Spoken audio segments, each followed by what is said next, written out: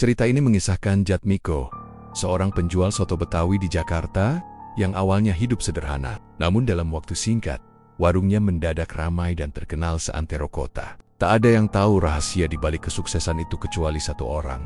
Tetangga sebelahnya yang curiga karena sering mendengar suara aneh dan bau busuk tiap malam Jumat Kliwon. Ternyata, Jatmiko telah melakukan pesugihan dengan makhluk halus penghuni kali tua di belakang warungnya. Dan tumbalnya bukan sekadar hewan. Sebelum lanjut ke ceritanya, jangan lupa subscribe channel Mystery Story, tekan tombol like jika kalian suka dengan ceritanya. Dan silakan tulis di komentar jam berapa dan dari kota mana Anda menonton, dan pastikan tonton sampai selesai karena setiap detiknya penuh misteri yang belum pernah terpecahkan. Jakarta malam hari selalu punya suasana yang khas, ramai, berisik.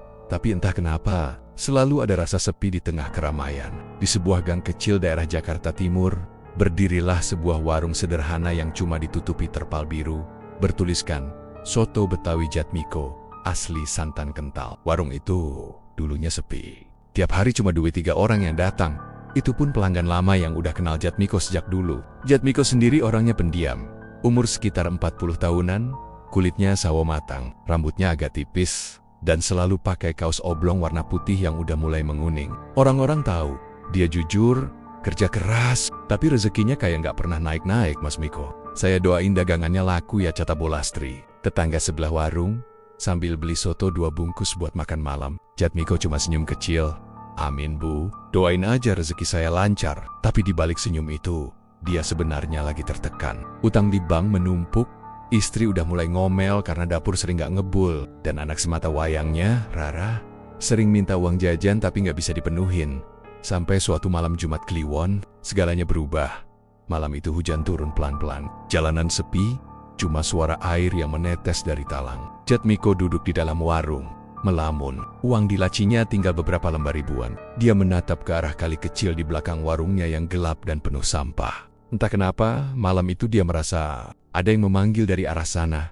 Suara lirih, pelan banget. Mi-I-I-K-O...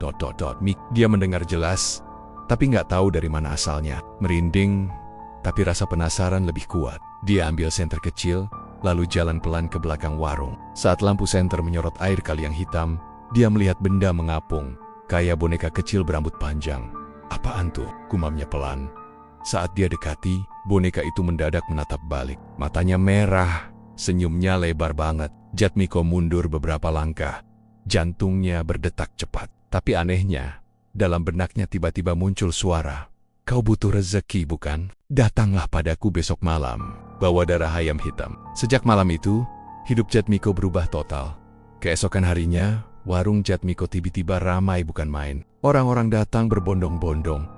Padahal nggak ada yang tahu dari mana mereka dengar warung itu. Katanya, soto Betawi Jatmiko enak banget, gurih banget. Bahkan ada yang bilang kuahnya punya rasa yang nggak bisa dijelasin. Padahal resepnya sama aja. Santan, daging sapi, kentang, dan bawang goreng. Tapi semua yang makan kayak ketagihan. Bahkan ada pelanggan yang datang 2 kali dalam sehari, Mas. Kok rame banget sekarang? Kemarin-kemarin kan sepi, tanya Bulastri dengan nada heran. Jatmiko cuma nyengir. Namanya rezeki Bu, alhamdulillah aja. Tapi Bulastri tetap merasa ada yang aneh. Tiap malam Jumat Kliwon, warung itu selalu tutup lebih cepat. Dan dari arah belakang warung tepat di pinggir kali tersiom bau any ear, seperti darah yang baru disembelih. Kadang juga terdengar suara gamelan halus, kayak suara orang sedang melakukan ritual.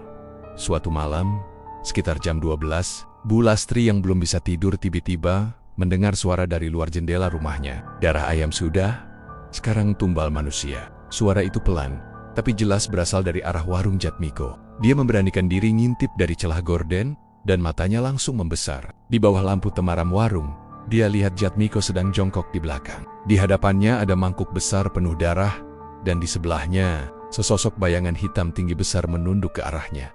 Bulastri teriak pelan sambil mundur. Tapi pas dilihat lagi, sosok itu udah hilang. Warungnya pun sepi seperti biasa. Besok paginya, Jatmiko terlihat seperti biasa, malah lebih ceria. Warungnya makin ramai, pembeli datang gak berhenti-berhenti. Dalam waktu sebulan, dia bisa beli motor baru, ganti tenda, bahkan pasang papan nama besar dengan tulisan neon warna merah. Wah, Mas Miko sukses banget ya sekarang, kata seorang pelanggan sambil tertawa. Jatmiko cuma tersenyum, tapi dalam hatinya ada rasa takut yang gak bisa dia jelaskan. Setiap malam, sosok dari kali itu selalu datang. Kadang dalam mimpi, kadang muncul beneran di dapur. Wajahnya hitam, matanya merah, dan selalu minta sesuatu. Tumbal, tumbal. Suara itu bikin Jatmiko nggak bisa tidur. Tapi tiap kali dia takut, dia ingat satu hal, warungnya makin kaya, dan semua masalah hidupnya hilang. Suatu sore, seorang pemuda ojek online datang ke warung. Namanya Rian, pelanggan baru yang kelihatan ramah. "Bang, satu soto daging ya, tambah kikil kalau ada." Jatmiko menyiapkan mangkoknya. Tapi entah kenapa dia menatap Rian agak lama. Di benaknya, tiba-tiba terdengar suara dari arah belakang dapur. Dia cocok untuk tumbal berikutnya. Jatmiko kaget, mangkoknya hampir jatuh. Tapi suara itu makin keras, seperti bergema di kepalanya. "Darahnya muda, segar, berikan padaku, dan rezekimu akan abadi." Dia menggigit bibirnya, menahan gemetar. Tapi begitu Rian tersenyum sopan sambil berkata, "Wah, sotonya enak banget bang, rasa kuahnya beda, kayak ada rempah rahasia." Jatmiko cuma bisa balas dengan senyum tipis. Dalam hatinya, ia tahu, ia sudah melangkah terlalu jauh. Beberapa hari kemudian Rian hilang tanpa kabar. Motor dan helmnya ditemukan di dekat warung, tapi orangnya nggak pernah pulang. Polisi datang, tanya-tanya ke semua pedagang di sekitar, tapi tak ada yang tahu apa-apa. Jatmiko dipanggil juga. "Pak Jatmiko, katanya dia makan di sini malam terakhir." "Iya pak, cuma makan biasa. Habis itu pulang naik motor. Saya juga nggak tahu kemana." Polisi cuma mengangguk. Tak ada bukti. Tapi malam nia, saat semua orang udah tidur, Bu Lastri mendengar suara orang mengaduk soto dari arah warung Jatmiko. Padahal warungnya udah tutup dari sore. Pelan-pelan, dia mendekat ke jendela. Di dalam warung yang gelap, dia lihat Jatmiko berdiri di dapur, mengaduk panci besar. Tapi bukan kuah soto yang diaduk, melainkan darah merah gelap yang mendidih, dengan potongan kecil yang tak bisa dikenali. Dan dari arah belakang warung, terdengar tawa lirih. "Hah, bagus Jatmiko, bagus." Bu Lastri menjerit dan langsung menutup jendela. Tapi sejak malam itu, setiap dia mencium bau soto, dia merasa mual dan pusing.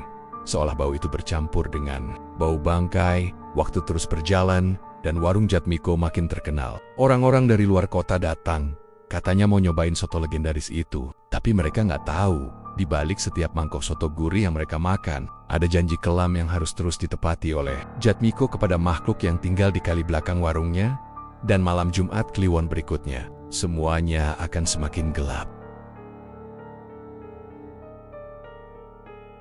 Malam di Jakarta memang gak pernah benar-benar sepi. Tapi malam itu, terasa udara tiba-tiba lembab dan pengap. Suara jangkrik lenyap entah kemana.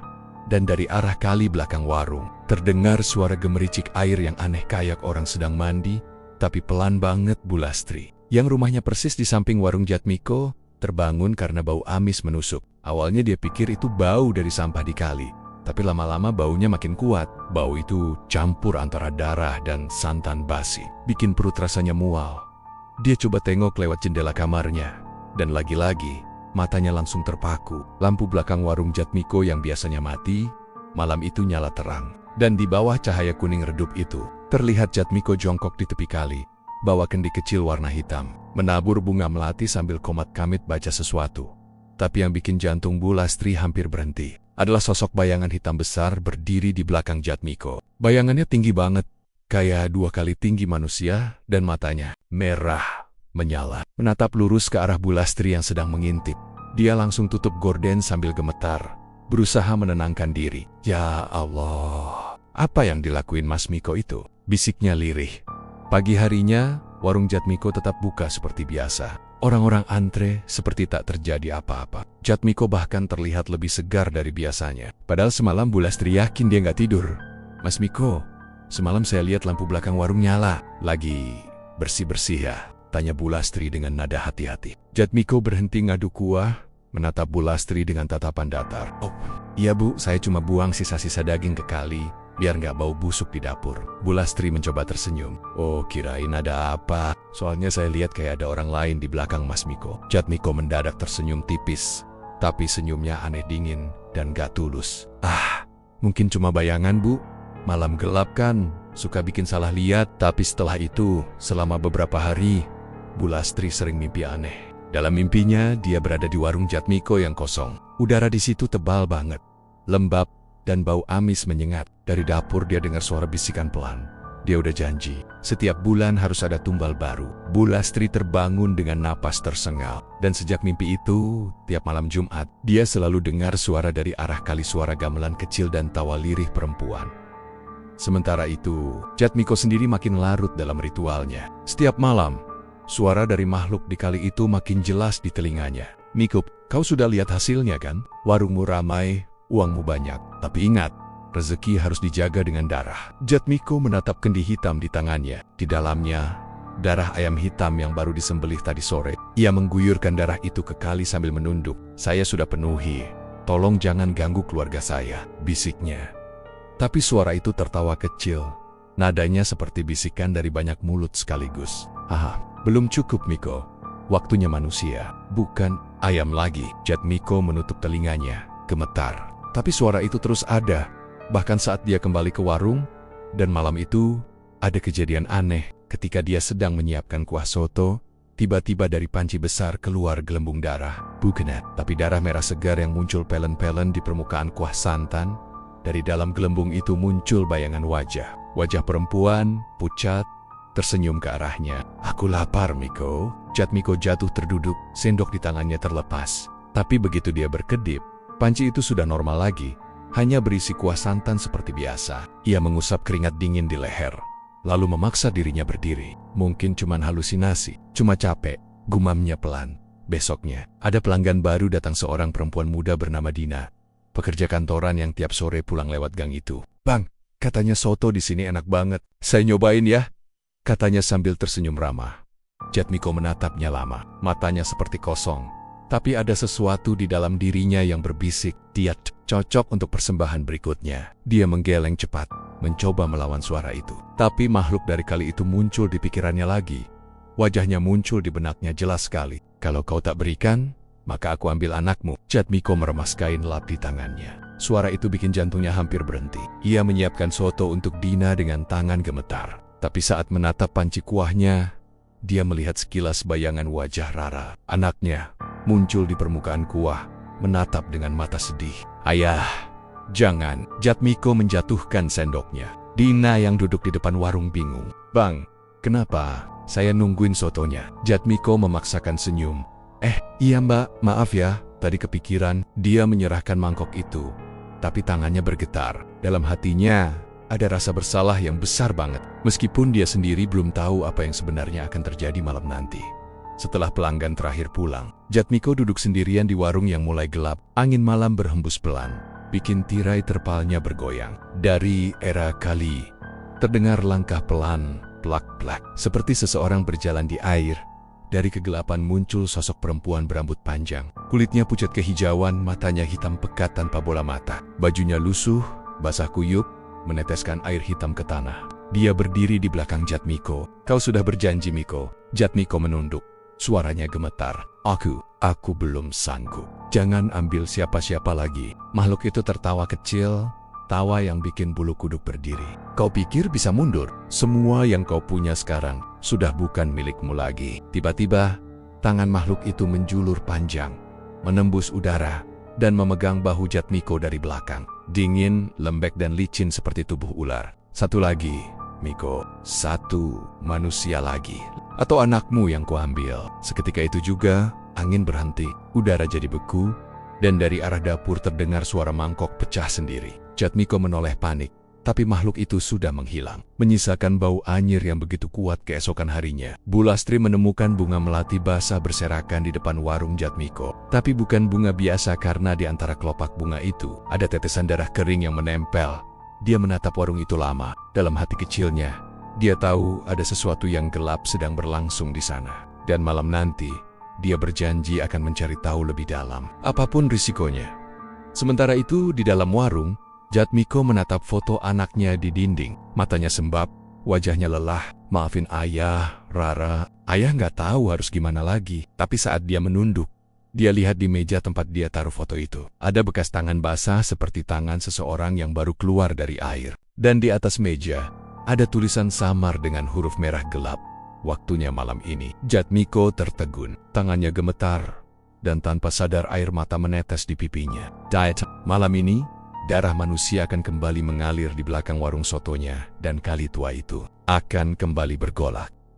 Malam itu suasananya agak beda. Angin dari luar bertiup kencang, membuat pintu dapur kletek-kletek seolah ada yang coba masuk. Di dalam rumah makan, lampu-lampu neon putih berkedip-kedip pelan, kayak lampu tua yang udah hampir putus. Jatmiko yang lagi ngitung uang hasil jualan malam itu tiba-tiba merasa hawa di sekitar dapur jadi dingin banget. Padahal dia nggak nyalain kipas atau AC sama sekali. Paling angin. Gumamnya pelan sambil terus ngitung uang di meja kayu. Tapi matanya sesekali melirik ke arah pintu dapur yang nggak berhenti goyang. Tiba-tiba, SRETTT. Ada suara seperti kain diseret di lantai dari arah dapur. Jatmiko langsung berhenti ngitung uang. Napasnya mulai berat. Jantungnya deg-degan. Ia berdiri pelan dan melangkah ke arah dapur. Setiap langkah terasa semakin berat, karena hawa di dalam makin dingin dan gelap. Lampu dapur cuma satu, redup banget, kayak mau mati. Begitu sampai di pintu, dia lihat sesuatu yang bikin bulu kuduknya berdiri. Di pojokan dapur, ada sosok hitam tinggi berdiri membelakanginya. Rambutnya panjang banget, sampai nyeret lantai. Sosok itu nggak bergerak, tapi dari arah situ, keluar suara bisikan kecil. Pelan banget tapi jelas di telinganya. Sudah waktunya. Tubuh Jatmiko langsung kaku. Ia mau lari, tapi kakinya berat banget. Kayak ditarik sesuatu dari bawah. Keringat dingin mulai menetes dari pelipisnya. Sosok itu perlahan menoleh. Dan matanya merah, menyala. Wajahnya bukan wajah manusia. Kulitnya pucat, matanya cekung. Mulutnya tersenyum lebar banget sampai ke pipi. Jatmiko langsung mundur dengan napas terengah. Ia refleks baca doa dalam hati. Tapi lidahnya keluh. Suara itu makin jelas sekarang. Tumbal berikutnya belum diserahkan. Tiba-tiba semua lampu di rumah makan padam. Jalap total. Hanya suara angin dan detak jantung Jatmiko yang terdengar. Dia berusaha mencari saklar lampu dengan tangan gemetaran. Pas lampu nyala lagi, sosok itu udah nggak ada. Tapi di lantai dapur, terlihat bekas jejak kaki hitam seperti terbakar yang mengarah ke arah pintu belakang. Jatmiko langsung duduk lemas di lantai. Ia sadar, malam itu bukan cuma angin atau halusinasi. Itu adalah peringatan dari sosok yang telah memberi dia kekayaan dan sekarang menagih janjinya. Malam itu Jatmiko nggak bisa tidur sama sekali. Setiap dia merem, terngiang lagi suara itu, suara perempuan dengan nada rendah dan bergetar, seolah membisik di telinganya. Kau belum menepati janjimu. 1 nyawa lagi. Sejak malam itu, Jatmiko jadi berubah. Wajahnya pucat, matanya sayu, dan kalau bicara sering melamun. Para pegawainya mulai heran, tapi mereka nggak berani nanya. Soalnya, warung soto Betawi milik Jatmiko makin rame. Tapi suasananya jadi aneh. Kadang kalau malam, aroma sotonya berubah jadi amis darah. Kadang juga, kalau warung mau tutup, terdengar suara langkah kaki dari dapur. Padahal semua orang udah pulang. Hari itu, Jatmiko duduk di bangku depan warung, sambil merokok dalam diam. Di depan matanya, orang-orang antre panjang, tapi pikirannya jauh. Kemalam menyeramkan beberapa hari lalu saat sosok hitam itu muncul dan menagih tumbal. Tumbal berikutnya. Kalimat itu berputar di kepalanya terus-menerus. Dia masih ingat perjanjian itu. 3 tahun lalu, waktu usahanya hampir bangkrut, dia pergi ke daerah rawa belakang Cengkareng, ditemani oleh seorang orang pintar bernama Mbah Saryo. Di sanalah pertama kali dia melakukan ritual pesugihan. Jatmiko disuruh mandi kembang di tengah malam, lalu meneteskan darahnya sendiri ke dalam mangkuk berisi santan dan daging mentah. Setelah itu, Mbah Saryo bilang, kalau kau mau rezeki lancar, kasih 1 nyawa setiap 3 tahun. Bisa siapa aja, asal manusia. Dan sekarang, sudah 3 tahun berlalu. Malamnya, saat semua pegawai udah pulang, Jatmiko duduk di dapur sambil ngerokok. Api rokoknya jadi satu-satunya cahaya di ruangan itu. Tiba-tiba, ada suara dari belakang pelan, serak, tapi jelas. Sudah waktunya Jatmiko. Suara itu muncul dari arah dandang besar, tempat ia biasanya masak kuah soto. Saat dia menoleh, dandang itu berguncang sendiri. Tutupnya terbuka sedikit, dan dari celahnya keluar asap hitam pekat. Bau amis bercampur busuk menyengat. Tiba-tiba terdengar tawa lirih perempuan panjang dan menusuk telinga. Hai ha, kau pikir bisa lari? Asap itu membentuk wujud samar seperti sosok perempuan berambut panjang, mengenakan kebaya hitam basah. Matanya merah menyala, wajahnya hancur seolah terbakar. Siapa tumbalnya sekarang? Tanya Jatmiko terbata-bata, keringat dingin menetes di wajahnya. Sosok itu tersenyum. Kau sudah punya yang pas. anak magangmu Rian. Dek, Jatmiko langsung terdiam. Rian, anak muda 19 tahun yang baru 2 bulan kerja di warungnya. Anak baik, sopan, dan rajin. Dia sering bantu Jatmiko sampai malam tanpa banyak ngomong. Jangan dia nggak salah apa-apa, bisik Jatmiko pelan. Sosok itu tertawa. Lebih keras kali ini. Kalau bukan dia, maka nyawamu yang kuambil. Setelah itu, sosok itu lenyap, menyisakan bau amis darah dan dandang yang kini terisi air berwarna merah kehitaman. Jatmiko gemetar hebat. Ia tahu, kali ini dia benar-benar nggak bisa kabur. Entah bagaimana, dalam hatinya mulai muncul pikiran kejam, mengorbankan Rian. Keesokan harinya, Rian datang pagi-pagi seperti biasa. Ia menyapa dengan ceria, "Pagi, Pak Jatmiko," sambil bantu nyapu halaman. Tapi Jatmiko hanya menatapnya kosong. Hari itu, Jatmiko bersikap aneh. Ia nyuruh semua pegawai pulang lebih awal, dengan alasan mau bersih-bersih dapur. Hanya dia dan Rian yang tersisa. Menjelang malam, hujan turun deras. Petir menyambar-nyambar di luar. "Rian, tolong bantuin Pak Jatmiko di dapur ya," katanya datar. Rian nurut aja. Ia bantu ngangkat panci besar, mencuci daging, menyiapkan santan, seperti biasa. Tapi malam itu, suasananya berat banget. Bau amis aneh keluar dari panci besar yang ditutup kain hitam. "Pak, ini dagingnya kok baunya kayak..." Rian belum sempat selesai ngomong. Jatmiko tiba-tiba berdiri di belakangnya sambil bawa pisau besar. Tangannya gemetar, matanya kosong. Tapi entah kenapa, pisau itu perlahan naik. Dan tepat sebelum dia nekat melakukan hal yang tak terbayangkan, pelaak, lampu tiba-tiba padam. Dari tengah kegelapan, terdengar suara perempuan tertawa lagi. Cepat, sebelum fajar tiba, Jatmiko langsung berteriak panik. Ia menjatuhkan pisaunya dan menutup telinga. "Cukup, jangan ganggu aku lagi!" Rian yang kaget, langsung mundur ke belakang dan mencari senter. Begitu lampu nyala lagi, Rian melihat Jatmiko duduk di lantai dengan mata kosong, menatap pisau yang berlumuran darah. Di depan Jatmiko, di lantai, ada bangkai ayam hitam terbelah dua, entah dari mana datangnya. Dan di dinding belakang, muncul tulisan dengan darah. "Tumbal harus manusia." Malam itu, Rian kabur dari warung soto itu. Ia nggak pernah kembali. Tapi semenjak malam itu juga, setiap kali Jatmiko masak soto, kuahnya berubah warna kadang merah, kadang kehitaman, dan siapapun yang makan di malam hari, katanya sering mimpi buruk. Didatangi perempuan berambut panjang baju hitam, minta tolong sambil bilang, "Aku dimasak di dapur ini." Sejak malam mengerikan itu, warung soto Betawi milik Jatmiko tetap buka seperti biasa. Tapi, entah kenapa, aroma dari dapurnya makin kuat, bukan lagi wangi soto seperti dulu, melainkan aroma gurih yang aneh, bercampur amis darah. Meski begitu, orang-orang tetap datang. Entah kenapa, setiap orang yang makan di sana bilang, "Sotonya Jatmiko itu beda, enak banget, bikin nagih." Padahal, kalau dia mati lebih teliti, kuahnya kadang berwarna lebih gelap dari soto biasa. Kadang kental, kadang malah ada buih merah samar di permukaannya. Tapi semua orang yang makan seolah nggak sadar. Mereka terus datang, bahkan antre panjang setiap malam. Yang tahu cuma satu, Jatmiko malam itu. Sekitar jam 11, semua pegawai udah pulang. Hujan rintik-rintik turun di luar. Suara gerimisnya seperti berbisik di atap seng. Jatmiko duduk di dapur, sendirian. Di hadapannya, ada dandang besar berisi kuah soto yang masih mengepul.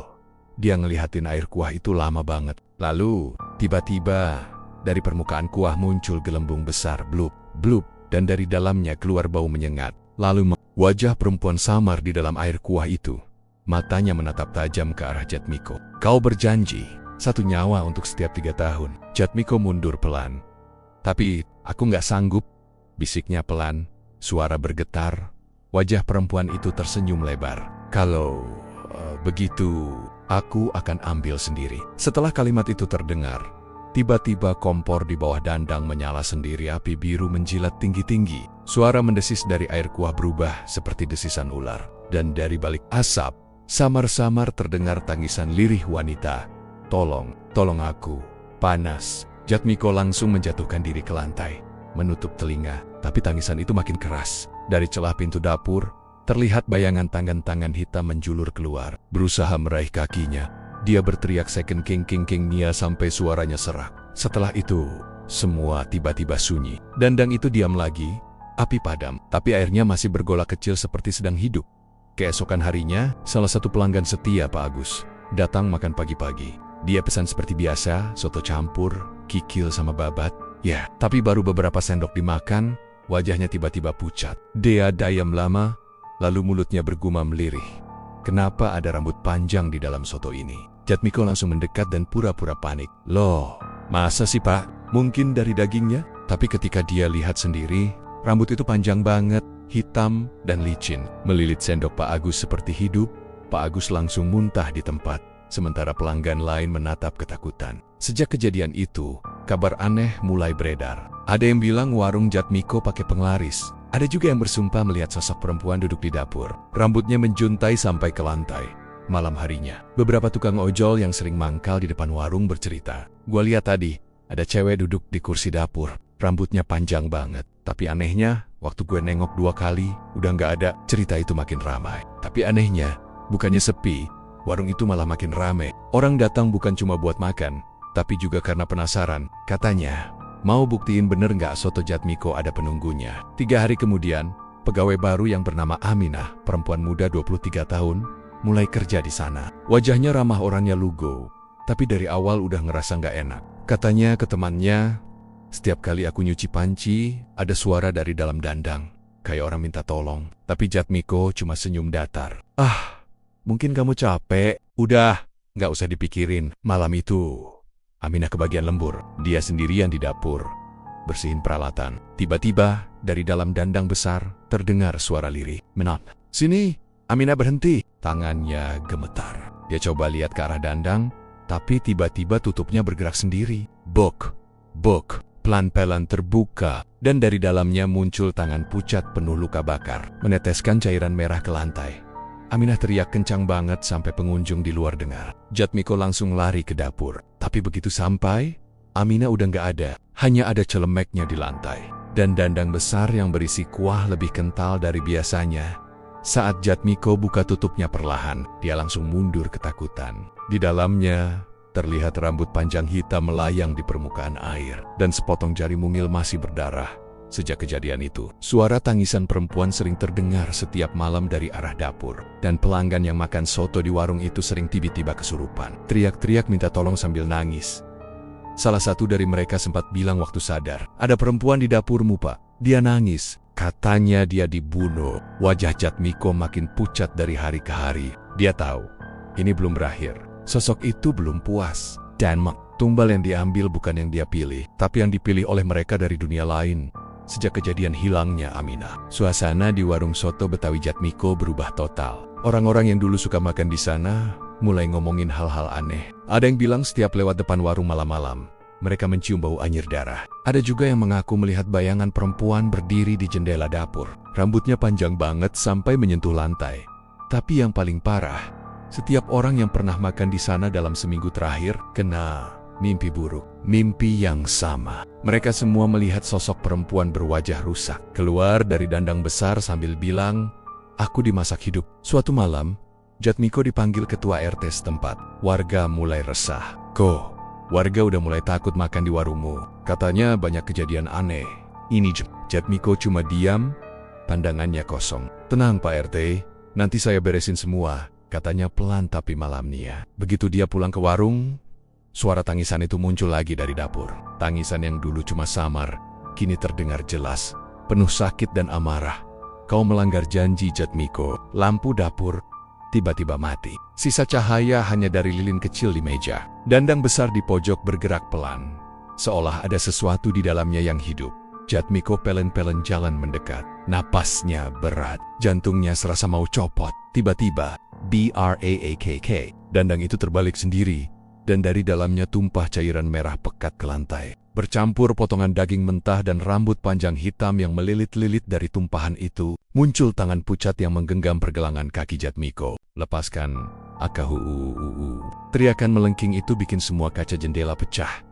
Jatmiko berusaha melepaskan diri, tapi tangannya seperti disedot ke dalam genangan kuah merah itu. Wajah perempuan itu perlahan muncul.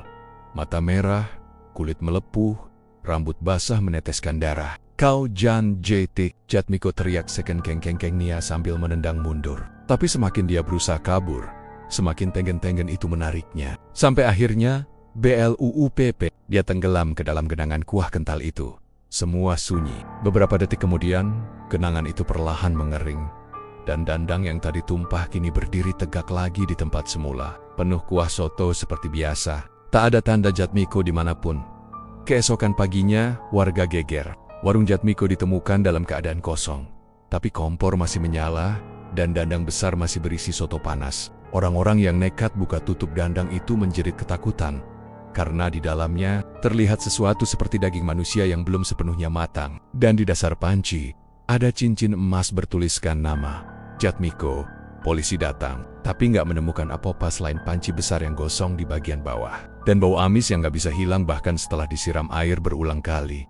Sejak hari itu, warung soto Betawi Jatmiko ditutup. Tapi anehnya, tiap malam Jumat, orang yang lewat depan bangunan tua itu bilang masih bisa mencium aroma soto yang baru matang. Beberapa ojol yang sering mangkal di sana juga mengaku pernah lihat seseorang duduk sendirian di warung itu tengah malam. Seorang pria dengan celemek putih berdarah, sedang ngaduk panci sambil tersenyum aneh. Dan dari arah dapur, terdengar suara perempuan berbisik pelan. "Satu nyawa lagi, biar warung ini hidup lagi." Hujan turun deras malam itu. Petir menambar-niambar di langit Jakarta, membuat suasana sekitar warung soto Betawi Jatmiko terasa makin mencekam. Warung itu sudah lama ditutup. Cat temboknya mulai mengelupas, jendela pecah, dan papan nama di depannya hampir roboh. Tapi entah kenapa, setiap malam Jumat, selalu ada cahaya redup yang muncul dari dalam dapur. Seolah warung itu masih beroperasi. Warga sekitar sudah hafal, nggak ada yang berani lewat situ. Mereka belang, kadang terdengar suara orang masak, suara sendok beradu dengan panci, dan bau kuah soto yang menggoda keluar lewat celah pintu. Namun malam itu, sekelompok anak muda iseng datang. 5 orang, semuanya penasaran. Mereka bawa kamera, katanya mau bikin konten horor buat media sosial. Katanya di sini dulu, pemiliknya hilang. Terus ada yang bilang warungnya angker banget, kata salah satu dari mereka. Yang lain cuma ketawa. Palingan cuma cerita warga. Yuk, kita buktikan. Mereka nekat masuk lewat pintu belakang yang udah karatan. Begitu dibuka, angin dingin langsung keluar, disertai bau anyir yang menusuk hidung. "Buset, baunya kayak daging busuk," kata yang paling depan sambil nutup hidung. Tapi mereka tetap lanjut. Kamera terus nyala, merekam setiap sudut ruangan. Dapur warung itu masih lengkap, seolah ditinggal mendadak. Panci, sendok, dan dandang besar masih ada di tempatnya. Tapi semuanya ditutupi lapisan hitam seperti jelaga yang udah menahun. Yang paling mencolok, dandang besar di pojokan masih tertutup kain hitam lusuh. Salah satu dari mereka, si Dika, mulai penasaran. Ini yang katanya panci sotonya ya? Yuk, kita lihat." Temannya langsung melarang. "Jangan bro," kata orang sini. Dandang itu dikutuk, tapi Dika malah ketawa. "Kutuk, kutuk. Mana ada kutuk. Nih, gue buka ya." Begitu kain itu diangkat, udara di sekitar langsung berubah. Angin berhenti, dan ruangan jadi sangat hening. Dika pelan-pelan buka tutup dandang itu, dan dari dalamnya keluar uap tebal bau amis menyenggot, dan warna kuahnya merah kehitaman. "Waduh, masih ada isinya bro," katanya sambil tertawa canggung. Tapi tawa itu hilang begitu dia lihat sesuatu di dalam panci. Sesuatu yang bentuknya mirip tangan manusia, pucat, keriput, dengan kuku panjang. Semua langsung panik. Salah satu teman Dika menjerit, "Woi, tutup lagi!" Tapi sebelum mereka sempat kabur, dari dalam dandang terdengar suara pelan, lirih, tapi jelas, "Sudah waktunya. Buka kembali warungku." Tiba-tiba, semua lampu kamera padam. Hanya cahaya petir yang sesekali menerangi ruangan. Dan dalam kilatan cahaya itu, mereka melihat sesosok pria berdiri di depan dandang, mengenakan celemek putih penuh darah. Wajahnya pucat, matanya kosong.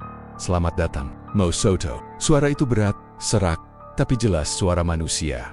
Dika dan teman-temannya mundur perlahan. Tapi setiap kali petir menyambar, sosok itu makin dekat. Dari arah dapur, suara sendok beradu dengan panci terdengar, seperti seseorang sedang menyiapkan makanan. Lalu muncul suara perempuan tertawa kecil.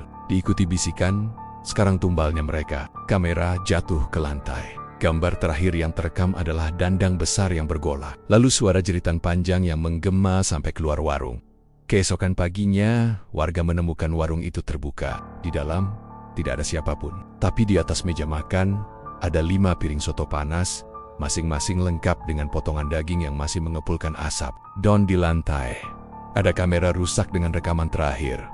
Wajah Jatmiko tersenyum sambil bilang, "Selamat makan." Beberapa bulan kemudian, Seorang pedagang baru buka warung di tempat itu. Katanya dia mau ganti nama, biar nggak dikatain dengan kisah lama. Warung itu laku keras, sotonya luar biasa enak. Tapi anehnya, setiap pelanggan yang makan di sana selalu bilang rasanya mirip banget kayak soto Jatmiko dulu. Dan kalau kamu datang ke sana malam Jumat, coba perhatikan baik-baik ke arah dapur. Kadang, di bayangan panci besar itu, tampak sosok pria berdiri, mengaduk kuah soto sambil tersenyum, dan di sebelahnya, seorang perempuan berambut panjang menatapmu tajam dari balik uap panas. Mereka masih di sana, menunggu giliranmu datang. Untuk menjadi bahan soto berikutnya, cerita ini jadi pengingat. Jangan pernah tergoda pesugihan, seberapapun susah hidupmu. Karena setiap kekayaan yang datang dengan bantuan makhluk gaib, pasti ada harga yang harus dibayar. Dan harga itu adalah nyawa. Sampai sekarang, warung soto di pinggiran Jakarta Barat itu masih berdiri. Kadang lampunya menyala sendiri. Kadang terdengar suara sendok mengaduk panci di tengah malam. Tapi warga tahu, itu bukan manusia. Itu adalah Jatmiko, yang masih melayani pelanggan dari dunia lain. Terima kasih sudah menonton channel Mystery Story. Terus dukung channel ini dengan cara komen, like, share, dan subscribe. Mohon maaf jika ada kesamaan nama tokoh, tempat kejadian ataupun cerita, itu adalah kebetulan semata.